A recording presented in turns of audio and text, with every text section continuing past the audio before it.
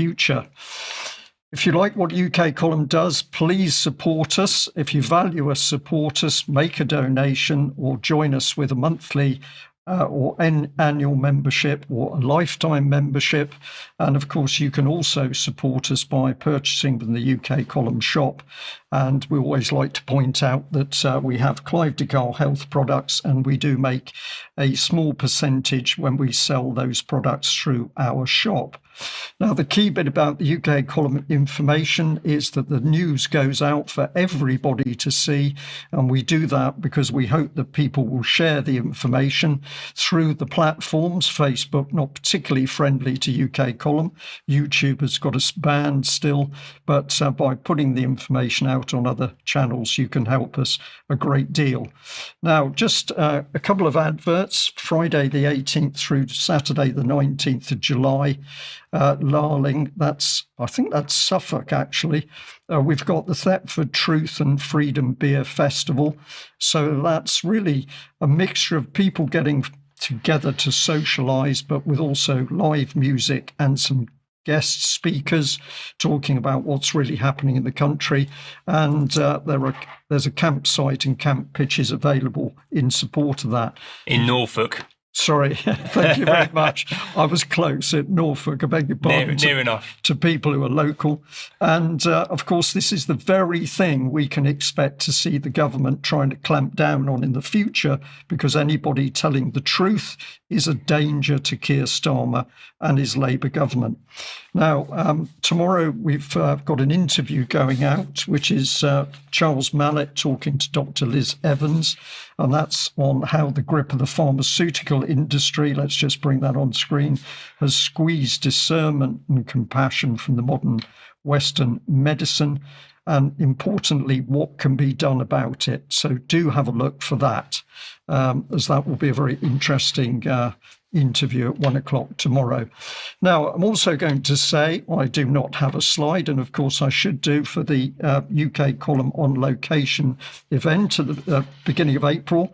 And we do still have some tickets available, but we're saying to the audience that if you're thinking, shall I go or not, you need to get online and buy those tickets because there are a few left. We want as many people to go, but it's up to you. Make that decision and come. We are very sure you're going to have a lot of fun from being there and socialising with other people, listening to the speakers, and also, of course, in the evening, being able to socialise with the UK Column team. So we'd love to see you. Please do come and join us, and details of that event, on location event, are on the UK Column website. Diane, let's turn to you, because you've been very busy over the last few days, mixing with a range of other people who are also now waking up to the fact something's badly wrong in the country. Where have you been? Yes, thanks, Brian, and hello, Ben, and welcome to Yokes. It's great to have you here. I just returned from a few different events. On Sunday, I returned from a literary festival in Keswick, which is in the Lake District, at an event called Words by the Water, which is an annual literary festival held at a place called Theater by the Lake. I have some silent videos and some photos that I took while I was there, just to kind of show you what it was like. I know the news is really heavy today, as it always is, but I thought maybe showing some slides of what it was like in the beautiful city of Keswick might help a bit. So these are just first of all, some photos of me walking around the town, just a lovely town center. It was a sunny morning on Saturday morning, so it was nice to get out. There's the cheese shop, which is important if you like cheese, as I do. This was from the bookshop, seeing a bibliophobic person. This was one of the bookstores in Keswick that sponsored the event.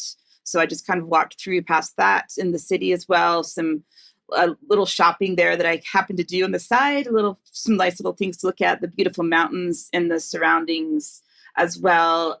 Just a great place to be. This is leading up to the Theater by the Lake on my walk from the town center where I stayed. And we also went to the Castle Rigg Stone Circle, which is thought to have been constructed around 3000 BC. So there's just a couple of photos I took from there. Here's also some photos that I've got from some videos I took of the issue surrounding the festival. So there's a park around there. set on the lake. If we can start the next video, we can see what that looks like. And then I'll just start to talk about some of these sessions. Some of them were beautiful words that I just heard, and I'll cover some of the nice ones before I get into some of the more serious issues that were raised at the festival. Hillary Bratt from the Bratt Travel Guides was there. She did a session called Adventures in Travel and Publishing. If you are a reader of travel books, as I am, she wrote one of the original series of guidebooks that is popular. She started that in the 1970s.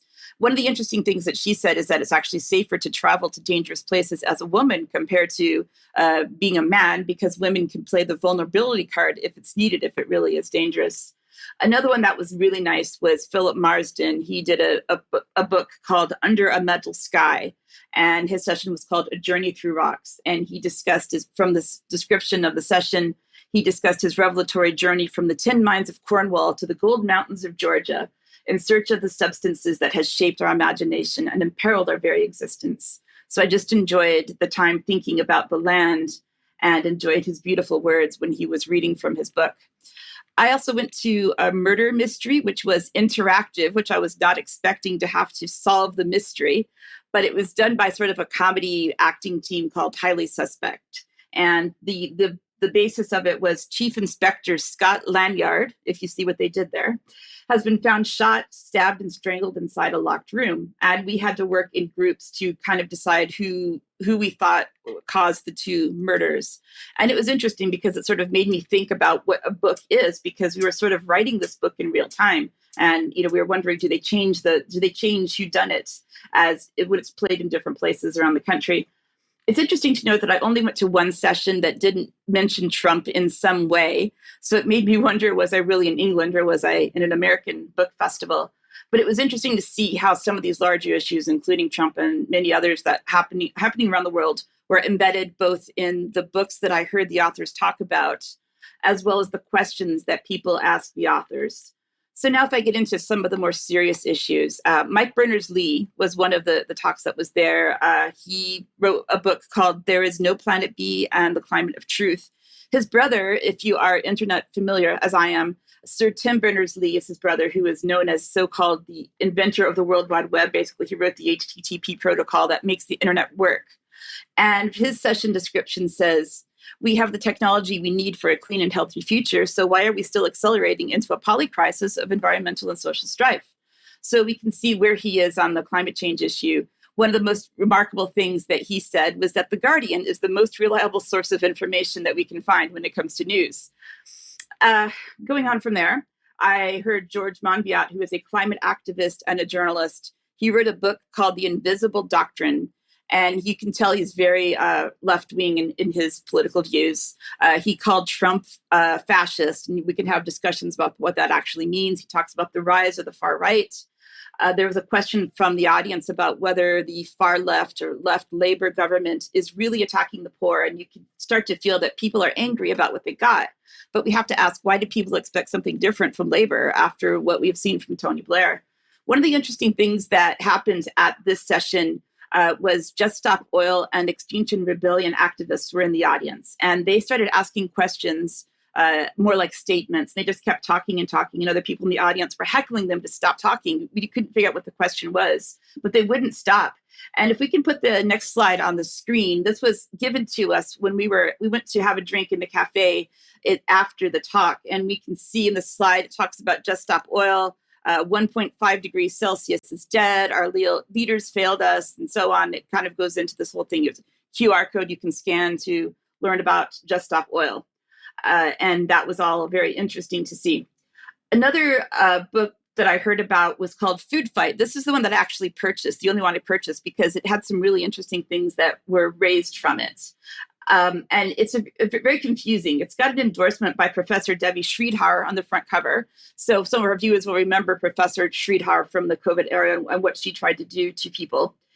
I was first a little bit encouraged by what he said, but also confused, because he was talking about the corporations involved in big food and the terrible effect that their ultra-processed foods have on human health.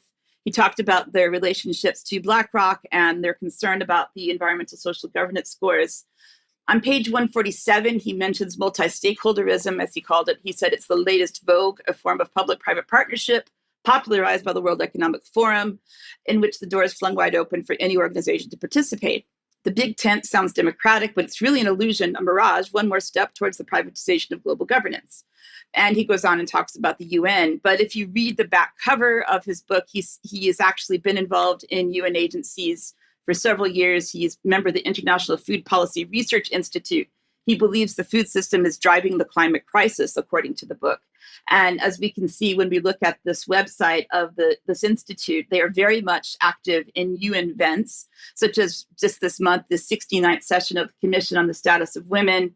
And we see on the website that this is involved in the Sustainable Development Goals. We see our familiar little SDG colorful wheel there.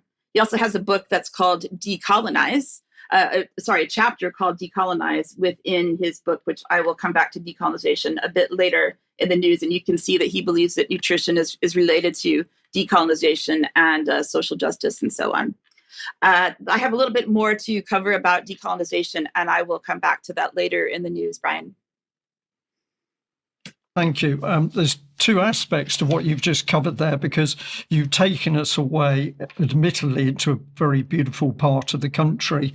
And that's just lovely to see. Not often we see just nice scenes on mainstream media, but interesting that under the surface, a lot of people working together, many of them from academic, literary backgrounds, in order to challenge what's happening. So I was really fascinated by your report, and it's lovely to understand that, yes, there are people out there who are challenging what's going on, but have also been co-opted in some way. Because what you're talking about is people who are rightly concerned about things like the food system. They've actually identified some of the issues, people like BlackRock, for example, but then politically they're expecting the system to come in and fix things when it just fundamentally won't. So they're right on about half of it, but wrong on the rest. And you get people like George Monbiot, etc., getting in there and confusing things. So yeah, interesting, very interesting report, Diane.